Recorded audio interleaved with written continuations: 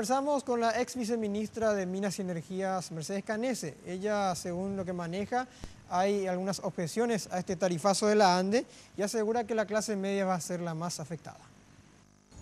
La decisión de la ANDE de reajustar sus tarifas en un promedio del 20% no fue bien vista desde varios sectores. Especialistas del sector eléctrico indican que si bien era necesario un reajuste de los precios, la forma en que se encaró el balanceo afecta directamente a la clase media y a pequeñas empresas.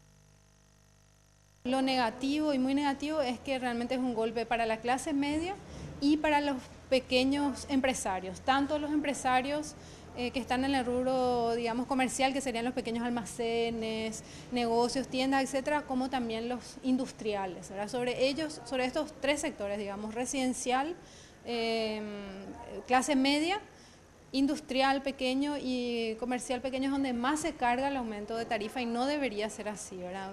Inclusive en la clase media, la gran mayoría de los que estamos en la categoría de baja tensión vamos a tener aumentos crecientes de la tarifa. En cambio, hay 8.000 familias que son las más pudientes de Paraguay y tienen mansiones tan grandes que tienen un transformador propio en su casa y ellos van a tener una tarifa menor y que no es creciente. Para la ingeniera Mercedes Canese, el incremento debía darse a consumidores de media y alta tensión que pagan actualmente una tarifa mucho más baja.